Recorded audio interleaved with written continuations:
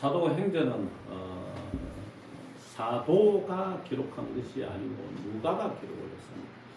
누가는 이제 누가복음과 사도행전을 기록했는데 누가는 이제 의사였던 것 같습니다. 실제로 누가는 이제 금수저 집안에 태어나서 이제 의사가 된 것이 아니고 이제 노예로 이제 팔려갔었는데 너무나 이제 성실하고 착하고 정직해서 노예로 삼았던 그 귀족이 양아들로 삼았습니다. 마침 자식도 없고 해서 그래서 양아들로 삼아서 이제 의사 교육을 시켰던 것 같습니다.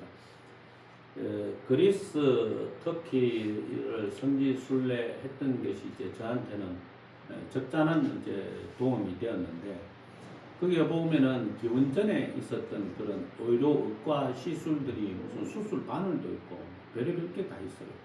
그리고 이게 뭐 지금처럼 이제 의학이 지금 시대에 와서 발전됐다가 아니고 그 예전에서도 아마 톱으로 뭐 머리를 자르거나 뭐 다리를 자르거나 하는 그런 일들, 그런 외과 수술 기구들이 있었던 거 보니까 그랬던 것 같아요. 정말 인간이 가지고 있는 이 두뇌와 하나님이 주신 지혜는 대단하다고 말하지 않을 수가 없죠. 그래서 어쨌든 누가는 이제 의사 교육을 이제 받았던 겁니다. 그런데 이제 예수님의 소문이 온 로마 제국에 진동을 하니까 나중에는 이제 예수님을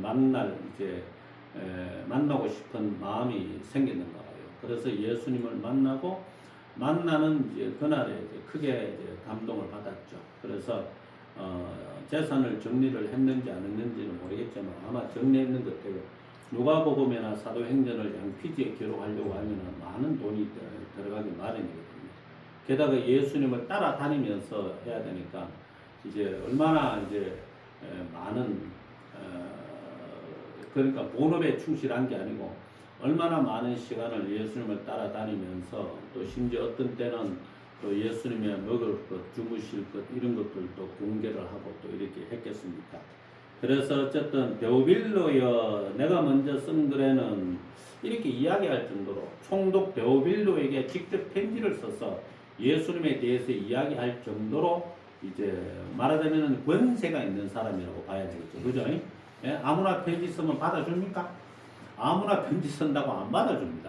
그렇지 않겠습니까? 그래서 데오빌로여라고 이야기하는 이 표현에서 보면은 아마 이 사람은 상당한 어떤 유력자의 집안의 자식일 것이다. 물론 누가가 이제 양자라고 하는 것도 전설입니다. 정확한 근거가 없기 때문에 이제 그냥 귀족 집안의 양자가 아니었겠나 이제 이렇게 생각을 합니다. 어쨌든 예수님께서 행하시며 가르치시고 시작하신 것도 그가 택하신 사도들에게 성령으로 명하시고 승천하신 날까지 일을 기록하였노라라고 이렇게 이제 이야기를 하고 있습니다. 이때의 시대 배경이 어떻게 했겠습니까? 이스라엘은 로마 제국이라는 거대한 제국의 식민지 지배를 받고 총독의 통치하에 들어가던 시절이었습니다. 그래서 예수님께서는 빌라도 총독에게 이제 고난을 받으시고 십자가에 못 박혀 죽으셨습니다.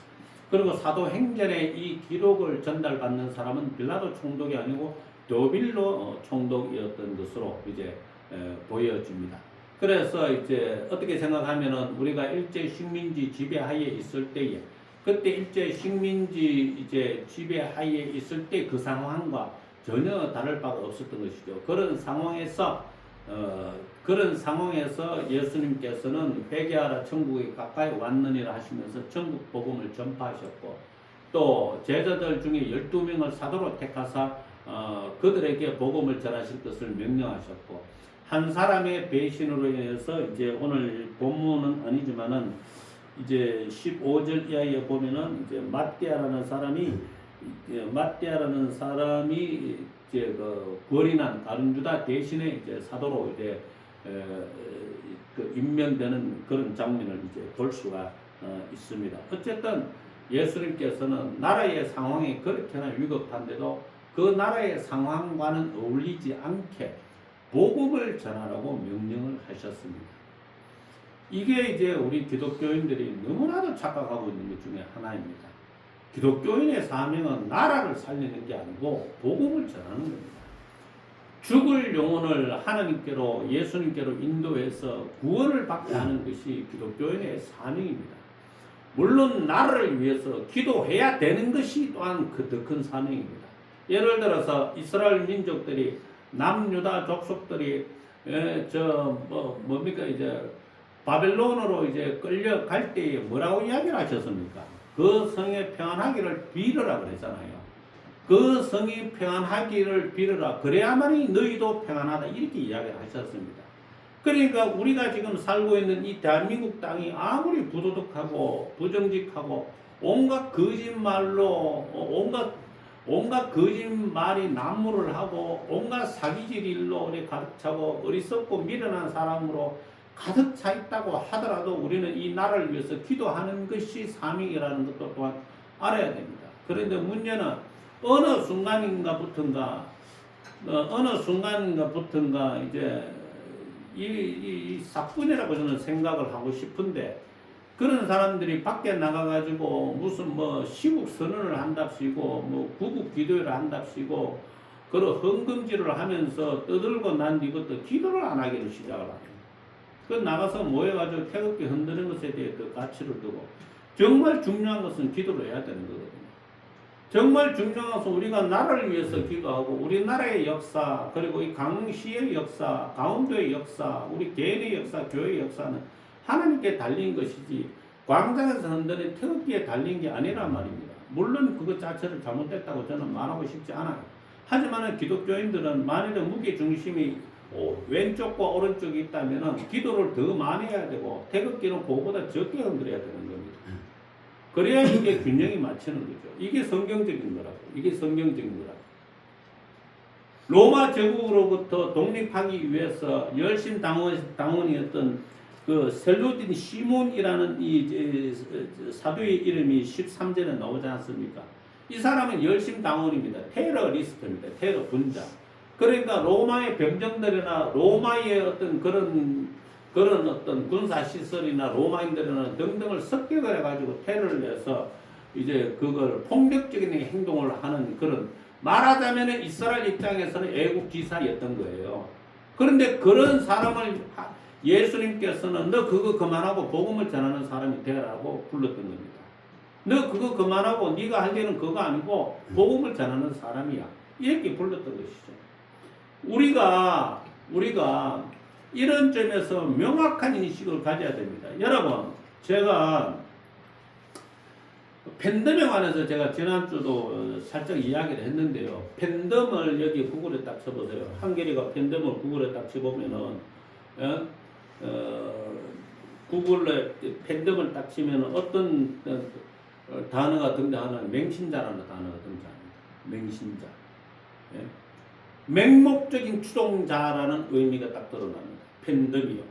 맹목적인 추종자, 맹목적인 광신자, 광신자는 의미가 거기에 딱 등장해요. 이거 이단입니다. 이거 이단이 광신자잖아요. 맹목적으로 추종을 하고 맞고 그러고는 관계가 없어요. 그러니까 우리가 나라를 생각한다고 하면서 맹목적으로 한쪽에 몰려가 있는 거예요. 박정희 대통령 하나님이 세우셨지, 맞아. 그러면 김대중, 문재인 하나님이 세우셔서 노무현도 그것도 맞아. 근데 우리는 그게 아니고 지금까지 우리가 해온 행동들을 가만히 한번 보라고요. 윤석열 대통령이 뭐 대통령 선거 나오니까 윤석열에 전부 다 우파들이 미쳐가지고 윤석열 했죠. 하지만 그 사람은 원죄가 가득했기 때문에 오래갈 사람이 사실은 아니었어. 박근혜 대통령을 특감했던 사람이 누구예요? 권성동 윤석열입니다. 맞죠? 권성동 윤석열입니다. 그 다음에 박근혜 대통령의 사저를 이렇게 몰수를 하는데, 사유재산을 몰수하는데 3번이나 사인했던 사람이 윤석열이었어요. 우리는 그런 과거는 새카맣게 잊어먹고, 그 다음에 또 한동훈이가 또 등장을 해가지고 법무부 장관으로서 막 국민들의 인기를 끄니까 한동훈하고 또 미친듯이 또 한동훈 나팔을 막 흔들어. 예? 그래가지고는 완전히 엉망진창이 되고, 예? 홍준표와 이준석은 뭐 보니까 또 둘이서 뭐 서울시장과 경기도지사를 나눠먹기로 짜가지고는 대선 전에 이렇게 단일화 못하게 깽판을 쳤다는 기사 보도가 또 올라오고 그러더라고요. 이렇게 우리나라는요, 좌파 이야기하지 마세요. 우리나라는 이렇게 부정직하고 거짓말하는 사람들로 가득 차 있어요. 가득 차 있어요. 우파가 진리도 아니고 진실도 아니고 정직한 사람들도 아니에요. 욕심으로 가득 찬 미친 사람들에 불과한 거야. 지금 특검법 3개를 이제 통과시켰는데 국힘당 국회의원 22명이 찬성했습니다. 미친 것들이죠. 미친 것들. 미친 것들이에요. 미친 것들. 그런데 그러면 좌파는 괜찮긴 뭐가 괜찮습니까? 예? 거기는 왜 팬덤 짓을 왜 하는데요? 그것도 우상숭배자예요. 우상숭배자. 우상숭배자고 배도하는 것과 똑같습니다. 똑같아요. 예? 가만히 한번 생각해 보세요. 가만히. 예? 언제부터 전라도 지역이 민주당의 거수기가 됐습니까? 전라도에 훌륭한 사람들 얼마나 많은데요. 예? 제 친구들도 내 친구들 중에도 다 존경할 만한 사람 다 전라도 광주 출신이야 전부. 예? 조은국 목사님도 그렇고 전창건 목사님도 그렇고 뭐 저보고 뭐 독일로 오라고 이렇게 한국료 보내던 전준복 목사님도 그렇고 다 전라도 광주 사람. 예? 저 캄보디아에서 저한테 배웠던 박영준 목사님도 합동측이지만 그것도 광주 사람입니다. 우리가 예수님이 믿는 사람은요 절대로 팬덤에 빠지면 안 됩니다. 나라의 팬덤에 빠져서도 안 되고 사람의 팬덤에 빠져서도 안 됩니다. 로마서 1장에 뭐라고 그러는데요? 썩어질 사람의 형상을 썩어지지 아니하는 하나님의 형상으로 바꾸어서 거기에 숭배하고 경배를 한다고 했습니다. 이게 우상 숭배 맞죠? 사람을 숭배하고 경배하는 것도 우상 숭배입니다. 이것을 아셔야죠. 이것을요. 예? 여러분, 이게 사상 대립이 얼마나 끔찍하냐면, 스페인에 내전이 일어났을 때, 반대파, 사상적으로 반대파를 얼마나 많이 학살했는지 몰라요. 그래서 스페인이 내전이 일어났을 때 사상적으로 반대파는 좌파였어요. 극우주의 스페인 사람들이 좌파 스페인 시민들을 대규모로 학살해버렸어요. 마찬가지로 이탈리아도 마찬가지로 이탈리아에서 파시즘이 나오고 그 파시즘에서 독일의 이제 나치즘이 나오고 했는데 다 마찬가지였어요. 이게 우리가 간단하게 볼 일이 전혀 아니라는 사실을 아셔야 됩니다. 간단하게 유고슬라비아 내전이 일어났을 때 같은 유고슬라비아 연방공화국 안에서 얼마나 많은 사람들이 자기들끼리 많이 죽였는지 몰라요. 그럼에도 불구하고 이 성경 말씀에서 예수님께서는 뭐하라고요? 나라를 위해서, 이념을 위해서, 사상을 위해서가 아니고 뭐하라고요? 복음을 전하는 사람이 되라. 복음을 전하는 사람이 되라. 그리고는 나라를 위해서 뭐하라고요?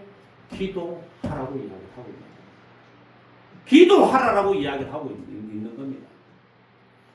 로마 제국 하에서 유태인들이 얼마나 많은 억울한 일을 당했습니까?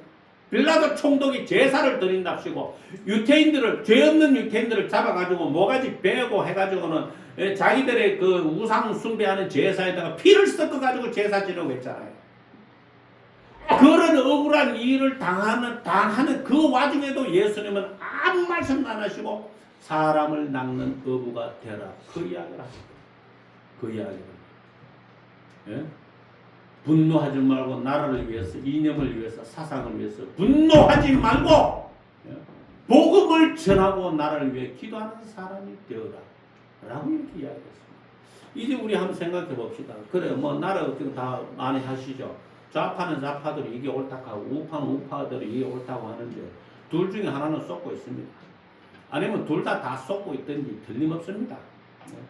이게 말도 안 통합니다. 둘 다 쏟고 있든지 둘 중에 하나가 완벽하게 쏟고 있든지 어쨌든 이게 이제부터 또 이제 65세 이상 마스크 쓰라는 말하니 그 말 나오잖아요.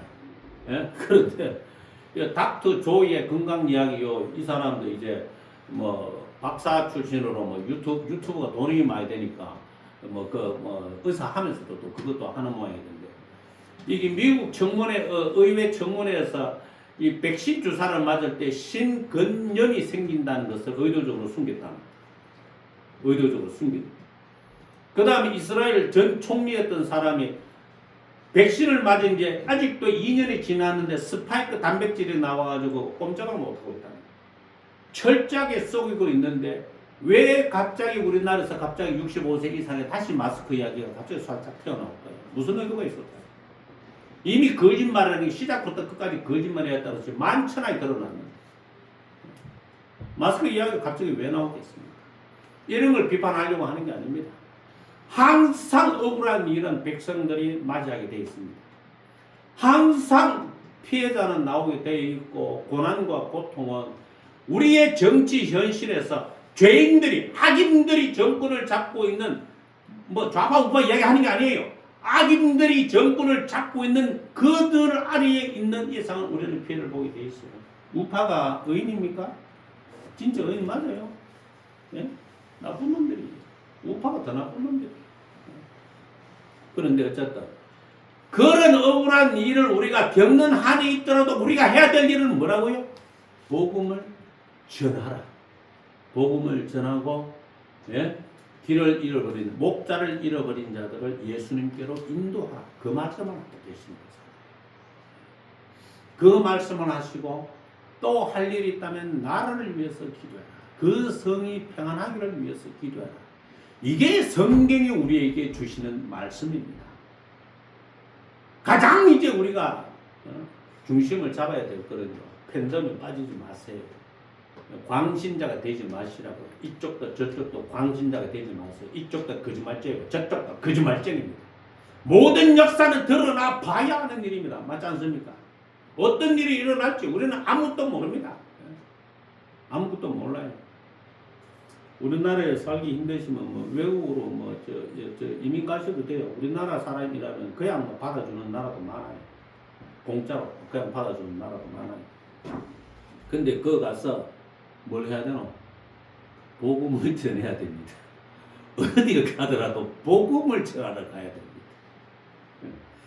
그래서 이제 3절에 보면 그가 고난 받으신 후에 또한 그들에게 확실한 많은 정으로 친히 살아계심을 나타내사 40일 동안 그들에게 보이시며 하나님 나라의 일을 말씀하시니라. 그래 부활하신 예수님께서 또다시 이스라엘의 독립과 이스라엘의 민족과 그런 얘기를 안 하셨다고요. 한 번도 안 하시고 하나님 나라의 일을 이야기하시는 거예요. 하나님 나라의 천국의 일을 이야기하시는 거예요. 이게 제일 중요하다고. 이게 제일 천국 일이 제일 중요합니다. 여러분 그래서 예수님께서 거짓 나사로와 부자 이야기 하셨을 때 부자를 지옥으로 빠뜨리고 거짓 나사로를 천국으로 인도하시는 그 장면에서 말씀하고자 하는 중요한 요지가 뭡니까? 거짓처럼 살아도 천국은 가야 된다는 것이 하나님 나라의 일인 거예요. 내가 가난하게 살 수 있죠.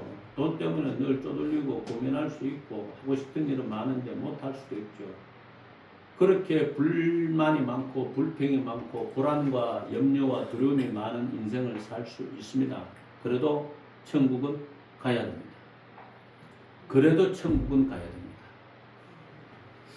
그래서 예수님께서 4절에 사도와 함께 모이사 그들에게 분바에 이르시되 예루살렘을 떠나지 말고 내게서 들은 바 아버지께서 약속하신 것을 기다려라. 요한은 물로 세례를 베풀었으나 너희는 몇 날이 못되어 성령으로 세례를 받으리라 하셨는데 이 말씀이 무슨 뜻이냐면 물로 세례를 받는 게 잘못된 게 아니에요. 우리도 물로 세례를 받잖아요. 맞죠? 근데 물로 세례를 받은 사람은 언제든지 배신자가 될 수가 있어. 군대 가봐. 군대 세례 받았어요? 안 받았어요? 요한 세례 받았겠네? 군대 세례 안 받았지? 군대 가면 세례 받으려고 전부 다 머리 이렇게 수그려가지고 물 가지고 막 다 막 뭐 세례 주잖아. 겨요 안 겨요? 맞죠? 예? 그래 군대 가서 세례 받는 사람들은 뭐 때문에 세례 받겠어? 예수님을 믿으려고? 아니 뭐 때문에? 건빵하고 초코파이 얻어 먹으려고. 예? 세례를 받아야 주거든. 그래서 군대에서 세례받은 사람이 수도 없이 나오는데 문제는 물로 세례받은 사람은 언제든지 배신할 수 있다. 언제든지 배도할 수 있다. 언제든지 믿음의 줄기에서 떨어져 나갈 수가 있습니다. 그래서 세례 요한의 물세례도 완전하지 못했다. 그렇겠죠 여러분? 예? 그래서 물세례가 우리가 세례의 표징으로서 물세례를 받지만 그 물세례가 완전하지 않기 때문에 예수님께서 예? 성령으로 세례를 받으리라 이 말씀하신 겁니다. 그러면 우리에게 주어진 것 훨씬 더 중요한 것 뭐가 남아있는지 알겠죠? 예? 팬데믹에 빠지면 안 됩니다. 그건 우상숭배입니다. 배도하는 거예요. 절대적으로 배도하는 거예요. 우상숭배예요. 썩어질 사람의 형상을 썩어지지 아니하는 하나님의 형상과 바꾸는 겁니다. 여러분은 존경하는 사람이 한 명도 있으면 안 됩니다. 여러분이 존경할 분은 예수님 뿐입니다. 캄보디아 가서 세미나할 때 저보고 목사님은 어쩌다가 이렇게 어거스틴을 사랑하게 되셔서 하길래 저 어거스틴 사랑 안 합니다. 내가 왜 어거스틴을 사랑하는데? 어거스틴은 하나님이 보내신 종에 불과합니다. 사람을 존경하면 안 돼요. 그거 안 돼요. 정말 안 돼요. 순식간에 우상숭배와 배도자로 넘어가 버릴 수 있어요. 그래서 오로지 예수님만 존경을 하고 예수님만 숭배를 하는데 그 예수님을 경배하고 숭배하고 존경하는 그 강인한 결심이 어디서 나오느냐? 성령으로 세례받은 사람한테서 나옵니다. 그러니까 제자들이 성령 받기 전에는 뭐 했어요? 다 배신자였죠. 맞죠? 다 도망갔습니다. 그런데 마가다락방에서 단지 10일 동안 성령 받기 위해서 기도했어요. 단지 10일 동안 성령 받기 위해서 마가다락방에서 기도했을 때 그들에게 성령이 임하였고 그들에게 성령이 임하자 땅끝까지 이르러 복음의 정인이 되었던 겁니다. 로마 제국 전국에 다 흩어져서 핍박과 고난에 와도 두려워하지 않고 갑바도기야 그 깊은 땅속으로 파고 들어가고 숨어가면서까지 예수님 믿는 믿음을 저버리지 않고 재산도 버리고 직위도 버리고 사회적인 명예도 버리고 친척도 다 버리고 땅속으로 어떻게 하든지 피해서 끝까지 믿음을 지켰던 사람. 피하는 건 성경적이에요. 그죠? 예수님이 이 동네에서 안 되면 저 동네를 피하라 그랬잖아요. 피할 수 있는 데까지 피하는 게 성경적인 거 맞아요. 그래서 피했어요. 잡히면 죽었고.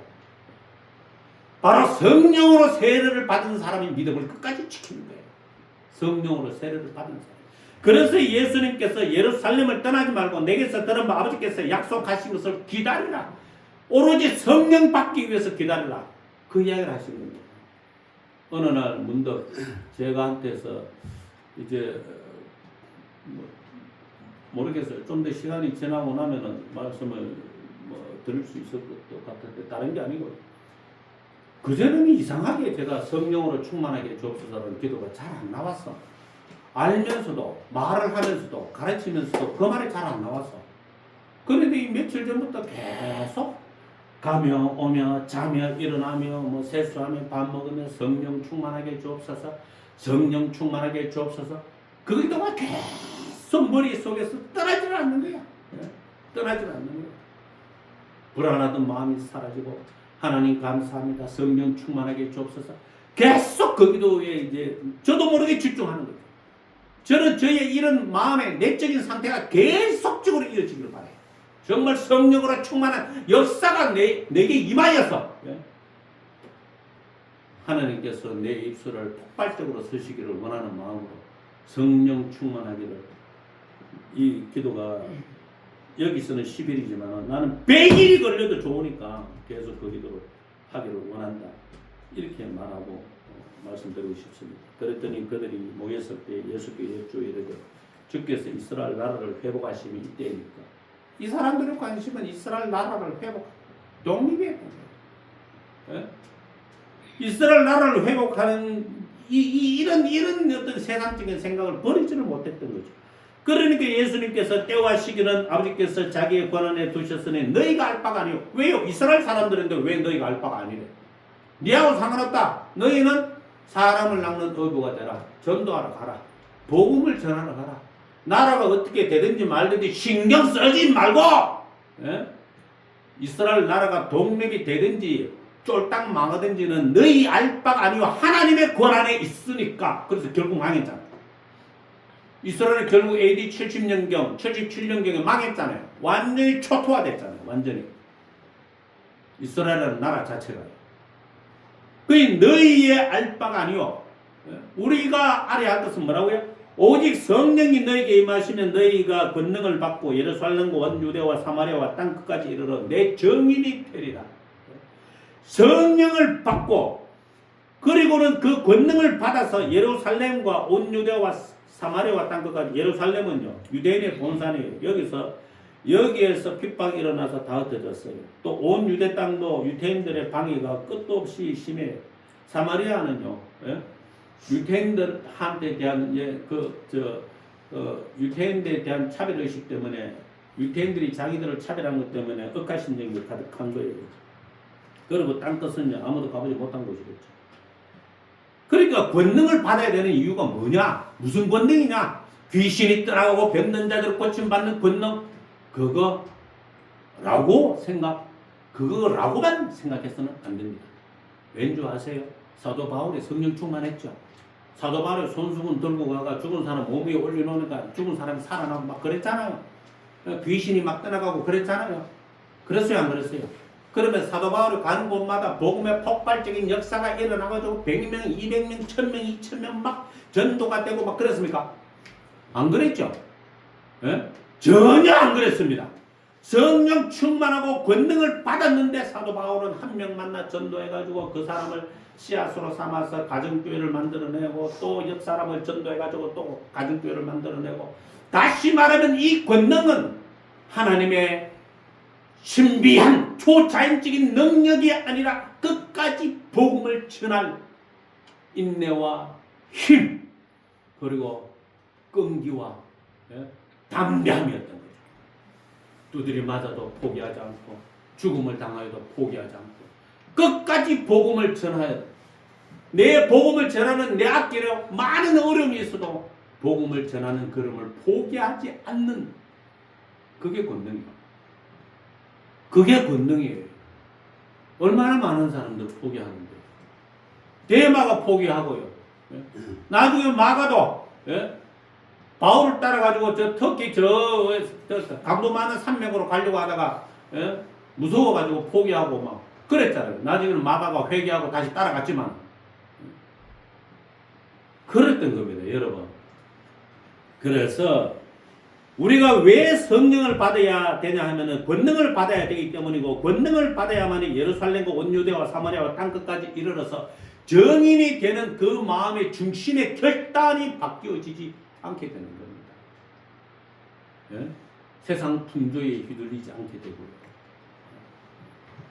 그리고는 예수님께서 구름 그들이 보는 가운데 올려져 가셨는데 이제 구름이 그를 가리어 보이지 않게 하셨습니다.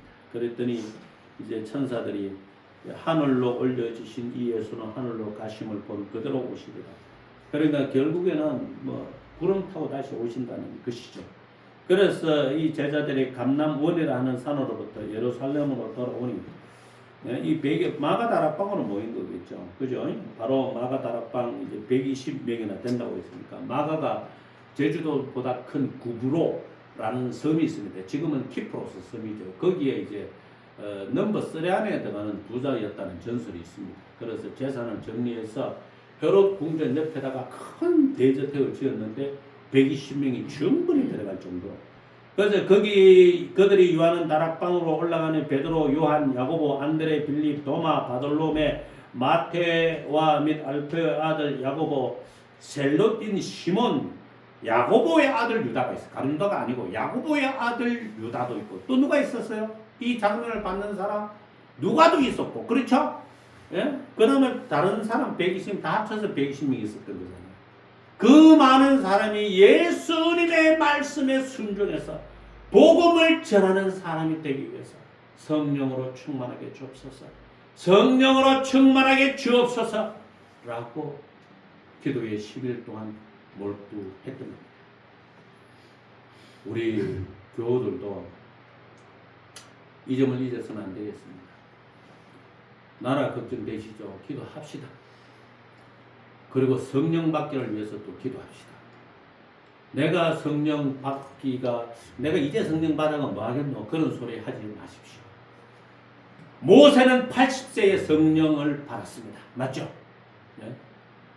그러니까 성령을 받기를 기도하고, 또 내 자식도 성령 받기를 기도해서 복음을 전하는 자가 되어 하나님 앞에 크게 쓰임 받는 그런 복된 주님의 사랑, 그리고 더 나아가 복된 교회와 복된 나라를 다 함께 만들어 보십시다. 기도하겠습니다. 사랑이 많으시고 자비로우신 아버지 하나님, 참으로 감사합니다.